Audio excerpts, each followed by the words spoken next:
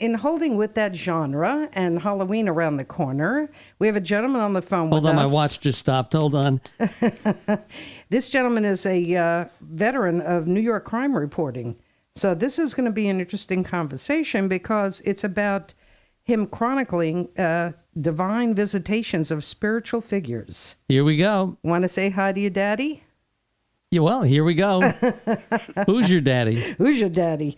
They did that the other day on the Don't Be Tardy, right? They went through a medium there too, right? Oh, she was. Everybody's medium. She's not. Maybe she's a large. Okay. I don't think she was a medium. No, it's definitely a large. Anyway, we have Al Gurat. Is that correct? It's close. Guart. Guart. Okay, Yep. great. What is that? What nationality is that? That's Catalan, What is that? Barcelona, Spain. Oh, okay. Well, Wow. that's pretty. I've never seen a name like that. Usually there's some vowel there, isn't there? At the end? Well, there may have been, the Ellis Island transition Yes. there. So My grandparents, too, went through that. Yeah. So let's talk about your crime reporting. And what years did you do that? Sure. I was a crime reporter at the New York Post from 1993 to about 2004. And then I went to CBS News for a couple of years. I did investigative producing for them before moving upstate. Where upstate are you? Well, we took over, my wife and I took over a place in Palinville, New York. Where is that? It's just north of Saugerties. Oh, okay. I know where Saugerties is. Yeah, so that's about pretty area, actually. It's gorgeous. It must be beautiful now because the colors all changed, too. Yeah, Yeah, it's lovely. wonderful. So I worked as an investigative reporter at one time, too, but it was not for spiritual things, and I'm sure yours wasn't either. And that's what I'm interested in hearing about, is how this happened to you that you decided to write a book about it. Well, yeah. Well, before I was a reporter, I was a young, troubled young person who was searching for the truth and all of that, meaning in life, and that preceded the journalism career. So, and also before that, as a child, I grew up in a part of my family was from Puerto Rico, so there was mediums. You were joking about mediums and larges. So we had a bunch of mediums in the family, and I grew up with seances were a normal thing that would happen for family members who were having any trouble. So I was exposed to a lot of this spiritual stuff.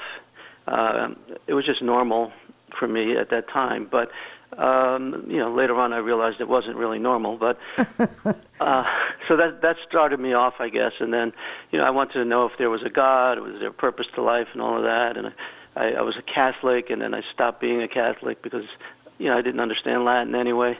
So there was a lot of stuff that went on, but that preceded the journalism. And when around January, a new year was starting, and I thought, I really would like to finally sit down and write a book.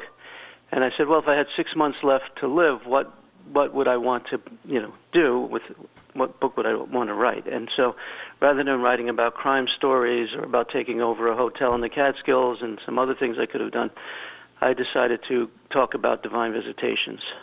Now, do you have that gift as well? Because we have an intuitive medium every Thursday at 12 o'clock, and I asked her about her family, and it seems like, her mother has that gift too, and she thinks one of her children does. So I feel like it's almost hereditary. Yes, there was. It was mostly the females in the family it was only the females in the family that I saw had it. But at some point, one of my aunts said that I would inherit it. So I don't know. If I have it, I don't use it. Okay, I try so not to. what did you bump in? I hear you. What did you bump into in the middle of the night? Well, around 1980, I ended up in the Hudson Valley having the first visitation. But before that, there were like signs of things happening. I would call them presences. I didn't know what they were. I was an agnostic, so I didn't really know, for my own satisfaction whether God existed or not. So I wouldn't say so. Okay, so when did you find out that God does exist? It was around June of 1980. I was up in Barrytown, New York, on the banks of the Hudson there, and this thing just happened. What thing? Well, suddenly, it's like a switch went off, and the whole world changed. And everything was more alive, and there was very clearly a communion taking place. It wasn't a conversation. I know there's a book called Conversation with God, but this was not I've a read conversation. that. I've read that. There's another book I've read too called Life After Life.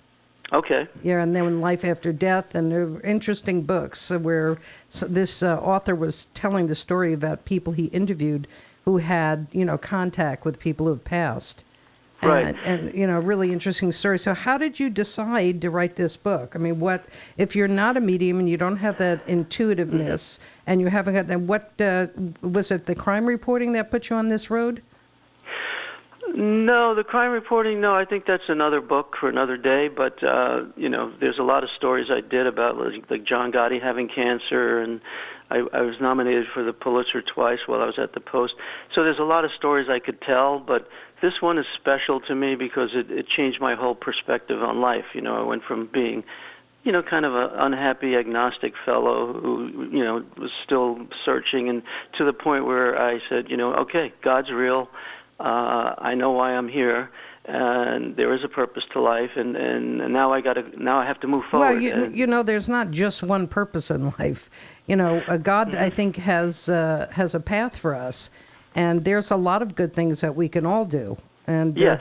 We're joined this morning by Leo Cadis, whose family is all about, let's find out what we can do to help other people today. Well, some people build houses. My father built 2 churches, so. Yeah, exactly. Yeah, there's no doubt about that. And we've had Father George on a couple of times. He's really a pretty amazing guy. That he is, yeah. Yeah. So this story is really about you finding God and a purpose in life. Well, it's that, and then I go beyond that. I talk about divine visitation generally, going back to the prophets in the Bible, up to the guy who wrote Conversations with God, who I interviewed, Neil Donald Walsh. I interviewed him for the book, and I take a look at divine visitation, and I realize every major religion goes back to some claim to a divine visitation.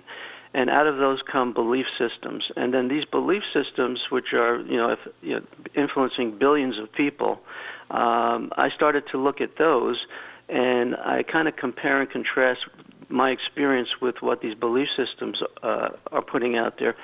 And I think it's time to re-examine those belief systems, because I'm not sure they're bringing us closer to our Creator. Yeah, I think, it's how you're raised. If you're raised with that kind of, belief, you're going to find out for yourself whether it's true or not, or whether you believe or not. I mean, we have a lot of people that if we can't see it, we can't believe it. But we also have a lot of people that understand the process and understand that there is a God. Like I've known it since I was born, that I can remember back. So I had a recollection when I was very young. I think I was about 10 or 11. And my grandfather and I used to go for a walk every night. We used to call it our constitutional. And I said to him one night, because he was really my confidant, and I lived with my grandparents my whole life. So he said, I feel like something's bothering you, and we can talk about anything. And I said, I remember this thing, and I don't know what it is, and it's not scary, but I don't understand it. And he said, what's that? I said, I actually remember being born. And he was like, okay. I mean, he never said anything that I ever said was wrong or I should rethink it.